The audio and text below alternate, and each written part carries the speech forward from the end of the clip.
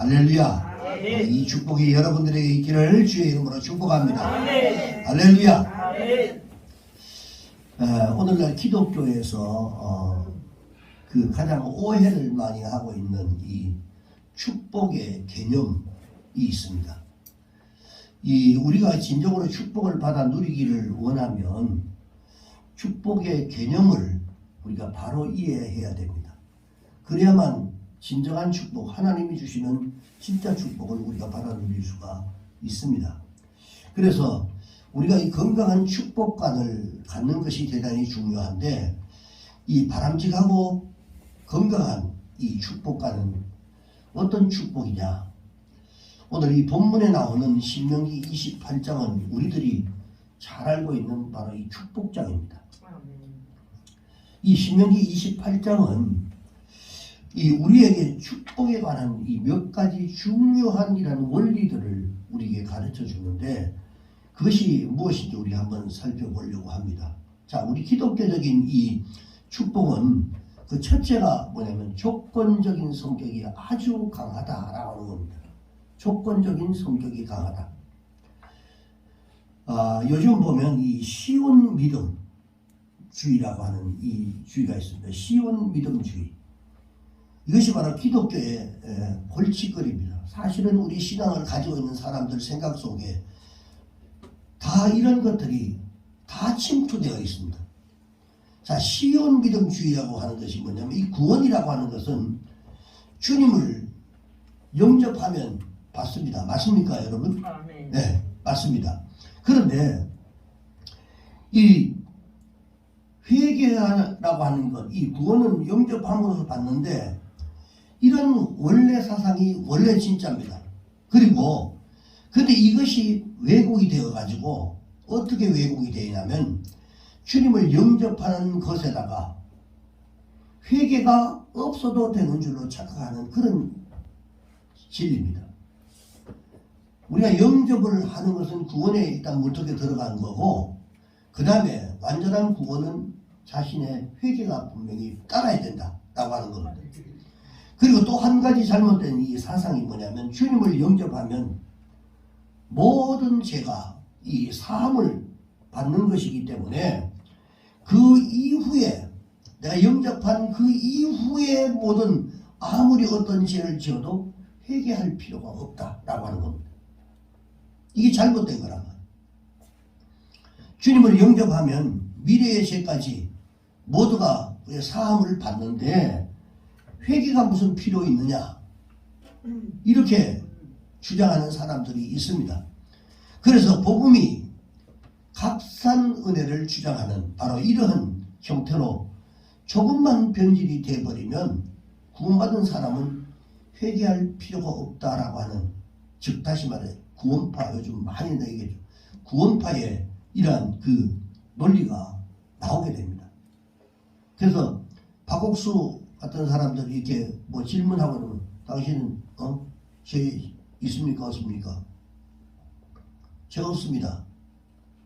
하나님 앞에 회개하고 회개 때문에 다 제사함 받았습니다. 그러면 뭐를 질문하냐면, 그런데 왜 회개 기도를 왜 하냐? 할 필요가 없지 않냐? 한번 회개했으면 다 끝나는 건데 왜 하냐고. 그 죄가 남아있기 때문에 계속 얘기하는 거 아니냐. 자, 이렇게 얘기를 합니다. 자, 이제는 우리 복음의 참된 취지를 우리가 잘 알고 우리가 이해를 해야 됩니다. 그래야만 바로 믿어야 바로 하나님이 축복을 주시죠.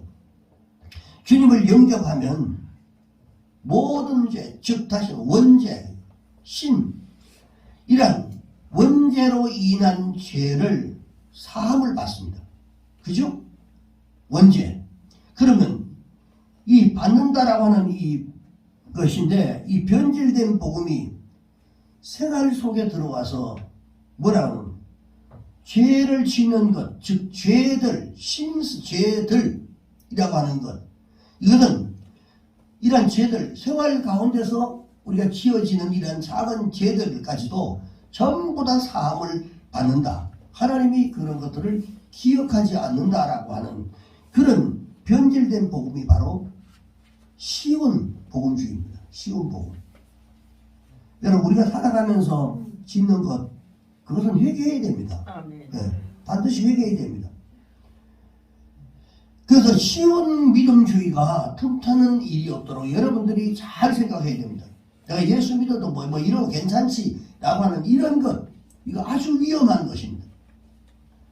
그런데 사실상 이 구원조차도 완전한 구원이라고 하는 이런 무조건적인 이 성격을 가지고 있다라고 말을 할 수가 없습니다. 왜냐하면 우리 인간의 행위로 구원을 받을 수 없다는 점에서 무조건적이라고도 말할 수가 없다는 겁니다. 무조건 그냥 예수 믿으면 그냥 다 구원받는다. 그걸로 끝나는 게 아니라 조건이 있다는 겁니다. 그래서 이러한 그 회개의 주님을 영접해야 하는 조건이 분명히 따릅니다. 회개하고 주님을 따라가야 된다라고 하는 이 조건이 붙어 있어요.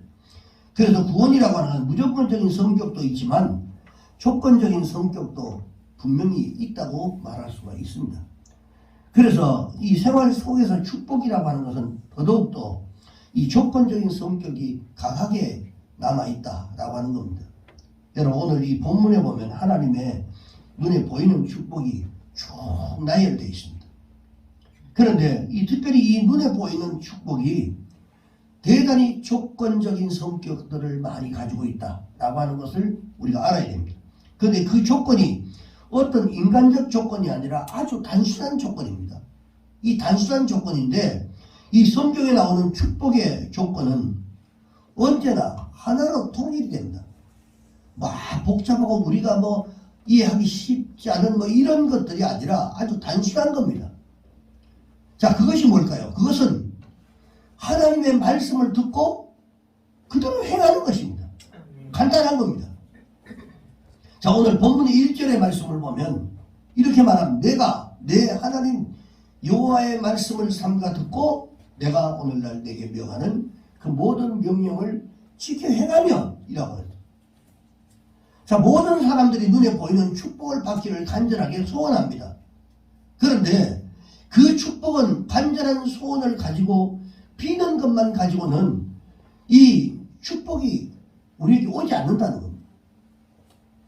울어도 애써도 힘써도 비는 것만 가지고 구하는 것만 가지고는 되지 않는다는 겁니다.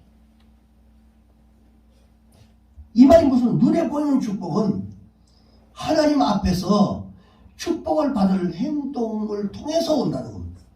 말씀을 통해서 그리고 그 말씀의 그럼 말씀하고는 전혀 다르게 살고 전혀 말씀도 안 믿고 그렇게 살아가는데 그냥 내가 하나님 앞에 기도한다고 해서 하나님이 무조건 축복해 주시고 그건 여러분 상식적으로 아마 다 알고 있는 사항입니다. 자, 그렇다면 축복을 받을 만한 행동이라고 하는 것, 이 행동이 과연 뭐냐?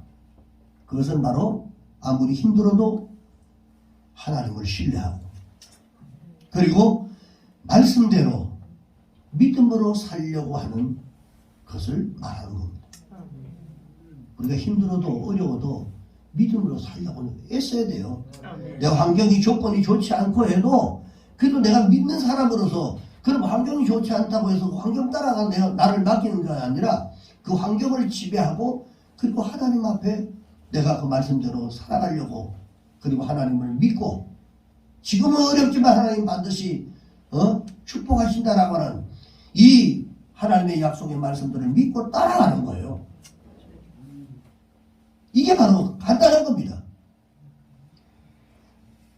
여러분 제가 한동안 한 10년 전부터 그냥 이렇게 성경적 경제부 전국에 다니면서 이런 이렇게 집회도 많이 하고 그렇게 다녔지만 여러분 그 성경적 경제부흥 그 책 속에 본 말입니다. 그 3과에 보면 경제부흥을 누가 받는가라고 하는 내용이 있어요. 경제부흥을 과연 누가 받을까? 거기 보면 그 경제부흥 10계명이 나오는데 그 10계명 속에 이런 말이 있습니다. 겸손히 첫째가 하나님을 경외하는 자. 겸손히 하나님을 경외하는 자라고 1번에 나와 있어요. 잠언서 22장 4절에 겸손과 여호와를 경외함의 보상이 뭡니까? 재물이 물질입니다. 영광과 생명이니라. 하나님을 경외하는 겁니다. 첫 번째가. 그 다음에 두 번째가 뭐냐면 10계명의 두 번째 뭐냐면 물질 헌금을 하나님께 드리는 사람입니다. 잠언서 3장 9절과 10절에 보니까 내 재물과 내 소산물에 처음 익은 열매로 여호와를 공경해라. 그 하나님 앞에 드리는 거예요. 하나님 앞에. 왜? 하나님 것이기 때문에. 그리고 그러게 하면 내 창고가 가득히 차고 내 집틀에 새 포도즙이 넘치리라. 넘친다고 그랬어요. 약속입니다. 전부 다. 그 다음에 세 번째가 뭐냐면 부지런히 일하는 사람이라고 돼 있어요.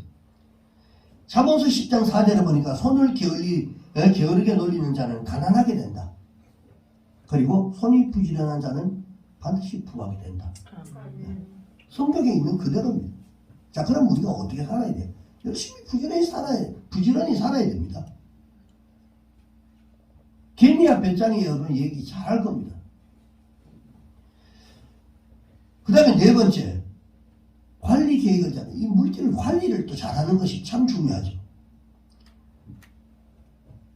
스코틀랜드의 속담에 이런 말이 있습니다. 돈은 노고로서 얻고 수고로 얻고 그 다음에 근심으로 지키며 그것을 잃으면 슬픔이 온다라고 하는 이 스코틀랜드에 이런 속담이 있습니다. 열심히 땀 흘리고 수고하고 해서 그게 들어오는 겁니다. 수고하지 않고는 절대로 올 수가 없어요. 그 다음 다섯 번째가 구제하는 자다. 이렇게 말합니다. 그래서 잠언서 11장 24절에서 25절에 보니까요. 흩어 구제해도 더 부하게 되는 일. 자꾸 나누고 베풀어도 부대가 되는 길이 있단 말이에요. 그게 뭐냐면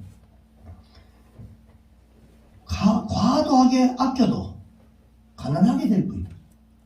너무 아끼려고 하지 마세요. 여러분. 어차피 그것도 뭐 병 들어가지고 왕창하면 그냥 순식간에 돈 다 빠져나가는 거예요. 내가 아파버리면 그냥 병원비로 다 빠져나가는 겁니다. 그리고 구제를 좋아하는 자는 풍족하게 집이라. 그리고 남을 윤택하게 하는 자는 자기도 윤택하게 집니다. 여섯 번째는 전략하는 사람. 펑펑펑 써가지고는 안 되고 전략을 하는 사람. 그 다음에 일곱 번째는 방탕하지 않는 자. 잠언서 21장 17절에 보니까요. 연락을 좋아하는 자는 가난하게 되고 술과 기름을 좋아하는 자는 부하게 되지 못한다. 라고 잠언서에 있습니다.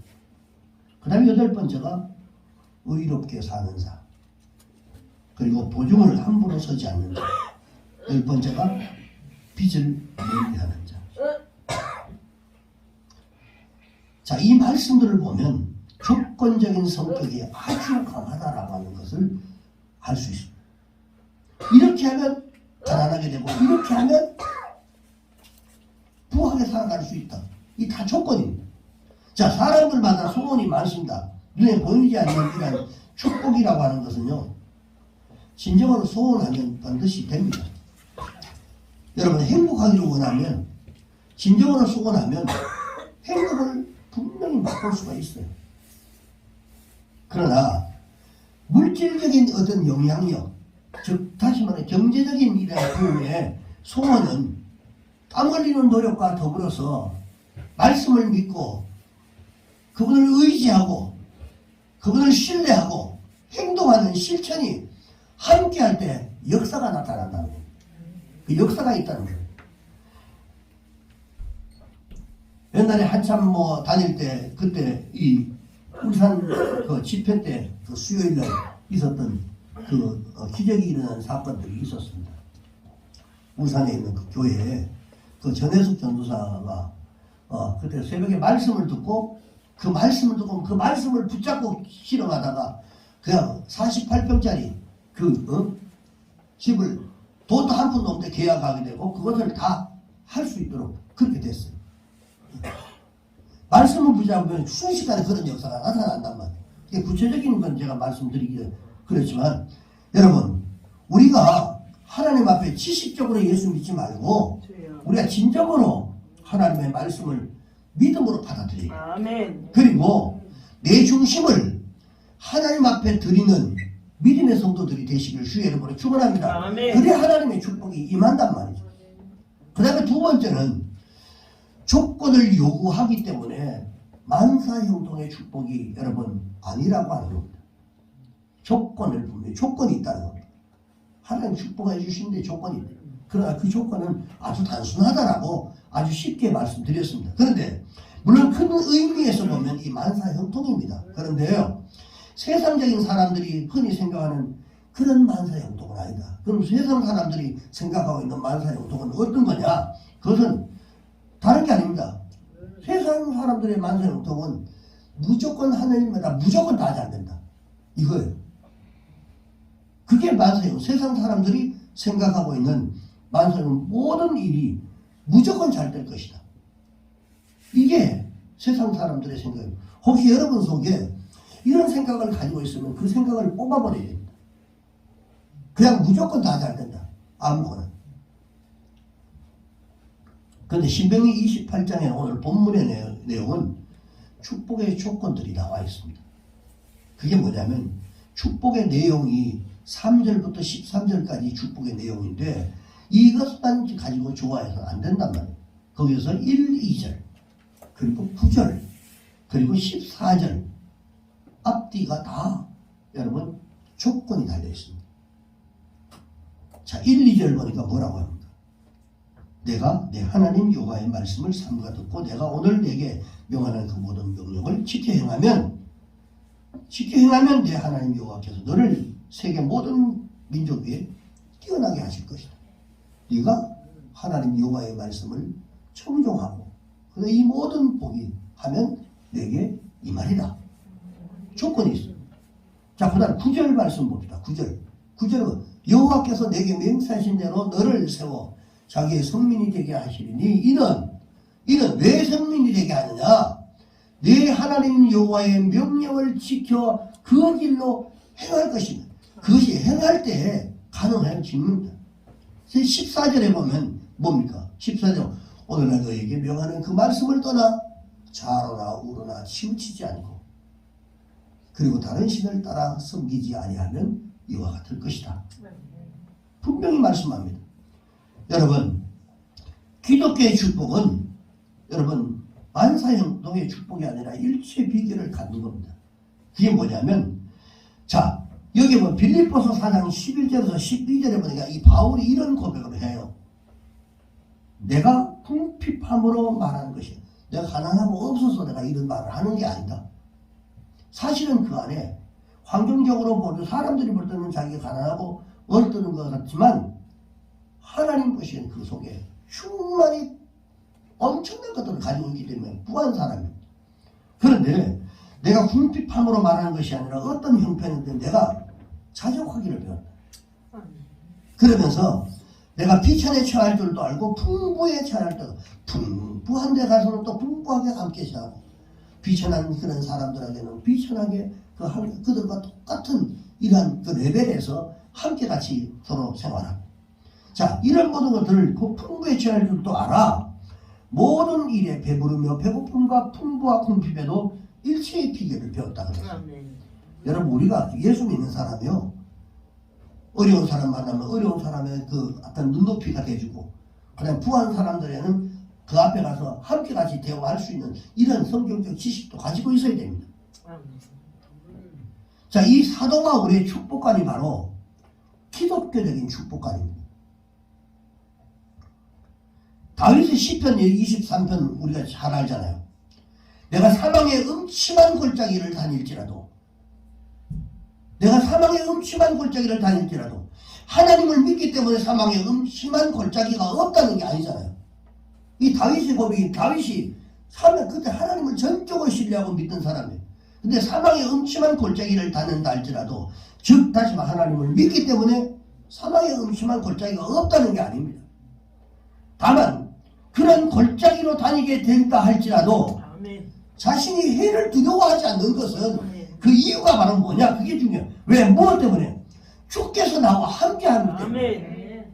여러분들이 하나님이 함께한다는 이 사실을 믿음으로 가지고 있으면 어떤 상황, 어떤 환경 중에도 절대로 두려워할 필요가 없는 겁니다. 아멘. 이게 믿음이 없기 때문에 그러죠. 그래서 성경의 축복과는요, 전혀 문제가 없다, 만사형통이 아니라 어려움 속에서도 주님을 의지하고 든든히 설 수 있는 그 일체의 비결을 가지고 있을 때, 그것을 배우고 터득했을 때, 그때 그것이 가능해진다. 아멘. 너무 힘들다, 어렵다, 예수 믿는데 다 부자만 교회에 있으면 얼마나 좋겠어요. 근데 그렇지 않아요. 근데 그 어렵고 힘든 그 과정 속에서 하나님을 의지하고 든든하게 세워질 수 있는 그 믿음. 그래서 어렵고 힘들어도 그것을 터득할 수 있는 그런 것들을 이겨나갈 수 있는 그 일체의 비결을 가지고 있는 사람에게 하나님이 축복하신다는 조금만 힘들고 어려우면 넘어져 버리고. 사랑하는 여러분, 어려워도 주님을 믿고 따라가는 여러분 되시기를 주의 이름으로 축원합니다. 아멘. 그 다음에 세 번째는 영향력이 증대되는 이 축복입니다. 여러분 1절 말씀 하반부에 보면 너를 세계 모든 민족 위에 뛰어나게 하실 것이다 라고 약속을 합니다. 이 말씀은 우리에게 하시는 말씀입니다. 자, 이 말씀 보면 바로 누구의 연상되냐면 아브라함이 연상됩니다. 그는 말씀대로 움직였고 하나님은 그를 만백성의 조상으로 삼으셨어요. 그리고 하나님은 아브라함에게 후손의 복을 주셔서 아브라함의 후손들로 세상에 편만하게 가득 차게 만들었습니다. 아멘. 하나님이 주시는 복은요, 갈수록 깊어집니다. 아멘. 그리고 갈수록 넓어집니다. 아멘. 갈수록 높아집니다. 아멘. 무궁무진한 계속적으로 하나님이 축복하신단 말이에요. 그래서 하나님의 축복은 그처럼 시간과 함께 영향력이 증대되는 이러한 축복으로 나타난다는 거예요. 우리가 여러분 어느 일순간 복 받아가지고 있다가 그냥 사라지는 건 이건 진정한 하나님의 축복이 아닙니다. 꾸준하게 그 축복을 지키는 것이 너무 중요한데 그 지키기 위해서 그냥이 아니라 하나님이 축복을 주시면 그것을 가지고 잘 지키는 겁니다. 하나님 앞에 기도하고 그래서 성경에 있는 말씀대로 나누고 베풀고 구제하면서 하나님 앞에 물질도 드리고 그 인생각이 가지고 있다 보면 다 빠져나가고 없어져 버려요. 성경대로 해요. 성경대로. 그런데 그 영향력의 증대가 후손의 축복으로 끝나는 게 아니란 말이에요. 그 행하는 모든 행사도 그 행동하는 삶의 모든 환경도 다 복을 받는다. 오늘 본문 3절에 보니까 뭐라고 해요? 성읍에서도 복을 받을 것이며 들에서도 복을 받을 것이라 그렇게 말했어. 그 다음에 5절에는 뭐라고 해요? 떡반죽 그릇도 축복을 받을 것이다 그렇게 말합니다. 그 다음에 6절에는 들어와도 복을 받고 나가도 복을 받을 것이라. 그 자손에게만 받는 게 아닙니다. 자, 그러면 이처럼 하나님의 축복이 영향력이 증대되는 이 축복으로 분명히 나타나는데 하나님이 어떤 사람을 그러면 축복하실까? 하나님이 어떤 사람을 축복하실까? 주어진 현재를 하나님의 은혜로 생각하고 현재 내게 주어진 지금 이 현재를 하나님의 은혜를 생각하고 감사하는 사람에게 축복하십니다. 아, 나는 왜 이렇게밖에 안 되나? 왜 이렇게밖에 살 수 없느냐? 라고 하는 불평하는 것이 아니라 그래도 이번에 코로나로 이렇게 보면 참 복받은 사람들이 너무 많은 것 같아요. 조금만 신경 쓰면 지금까지 지켜주신 것도 하나님 감사할 조건이죠. 주어진 것 헐벗지 않고 살아갔던 것도 감사의 조건이에요. 지금 내게 주어졌던 걸 여러분 그 감사하면요 정말 기쁘고 정말 행복한 인생을 살아갈 수 있습니다.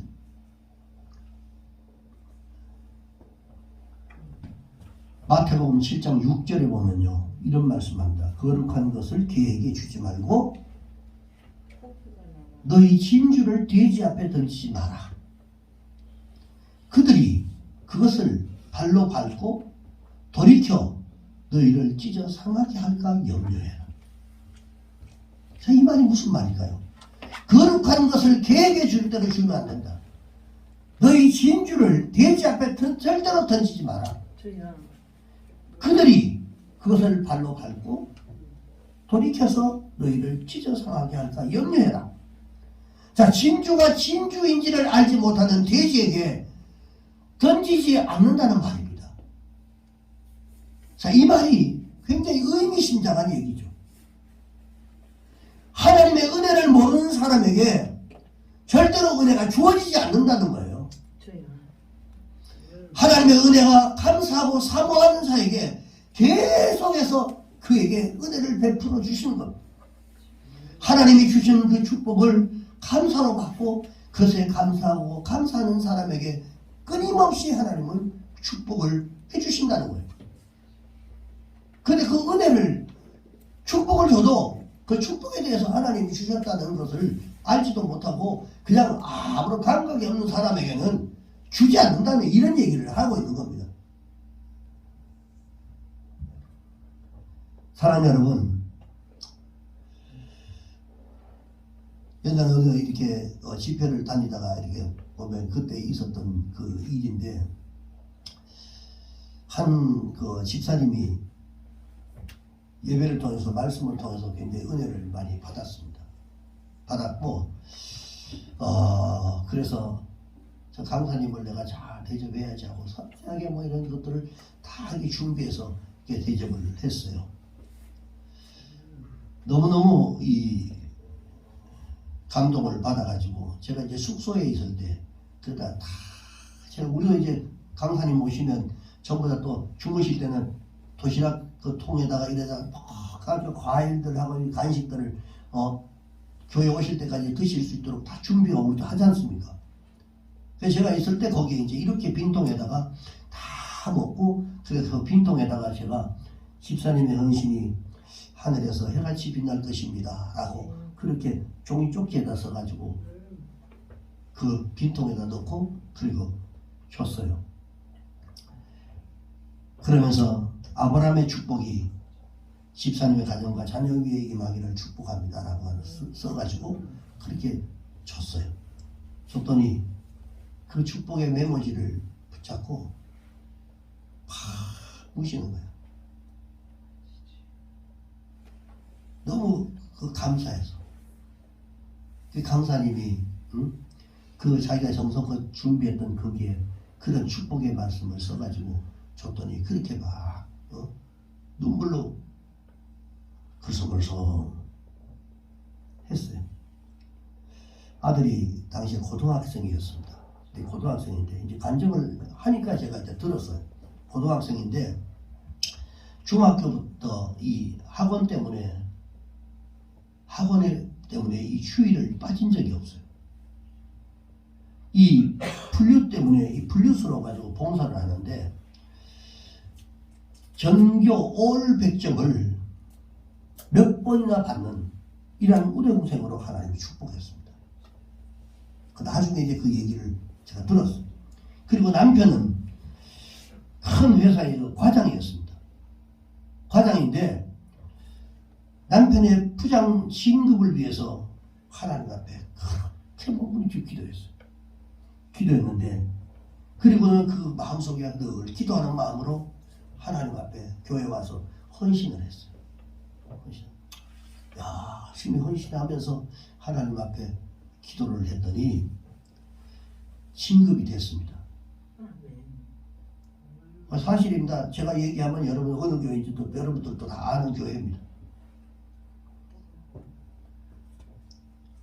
그리고 이제는 이사, 그 위에 이사 진급을 위해서 기도하고 있다라고 하는 얘기를 들었어요.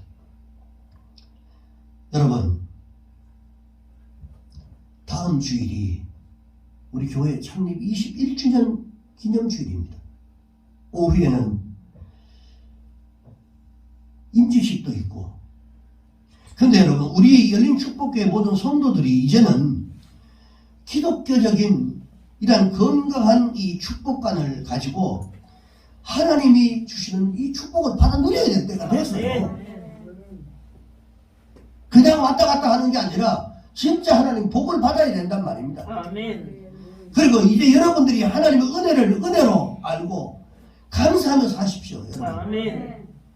작다고 생각하지 말고 여기에 여러분 꽉 찬 사람들을 생각하고 하나님 앞에 기도도 하고 그리고 내 마음 가운데 하나님을 섬기는 그 마음이 정말 진실한 마음으로 섬기고 아멘. 요령 피우는 게 아니라 하나님 앞에 기쁨으로 섬기란 말입니다. 아멘. 복 받을 때도 됐잖아요. 21주년이면 22년입니다. 22년.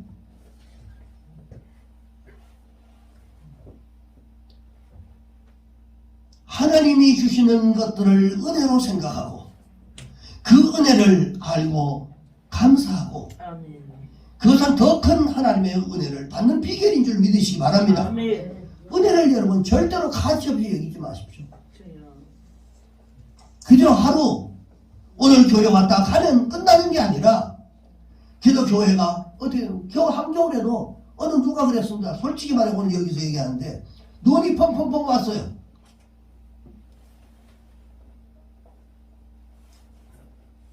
한 사람이 전화하는 목사님 어떻게 됐나요? 뭐 지금 어떻게 됐어요? 전화 오는 사람이 한 사람도 없네요. 다 벌써 이렇게 뭐 하는 줄 알고 저거 하지 내가 이거 그렇게 하고 말았어요. 그다음에 마음 속에는 그런 마음이 있었어요. 아 목사님 지금 눈 많이 오는데 어떻게 해요? 그러면 얼마나 좋겠어요. 교회가 걱정이 되고 그런 마음들을 가지고 있다는 거예요.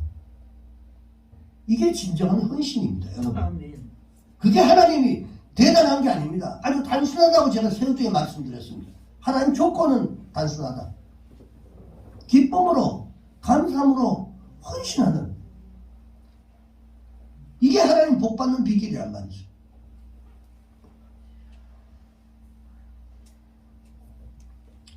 비록 사람들이 보기에는 보잘것없는 것 같아도 여러분 하나님의 은혜는 모두 다 동일하게 귀한 겁니다. 아멘.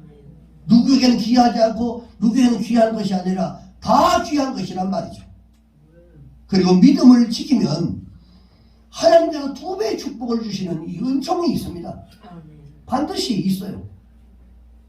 이 믿음이 여러분 속에 있기를 주의 이름으로 축원합니다. 아멘. 내가 헌신과 수고가 절대로 받자고 하는 것이 아니라 내가 정말 주님 감사해서 사랑해서 그렇게 올려드리면 주님이 반드시 주시는 은혜가 있단 말이에요.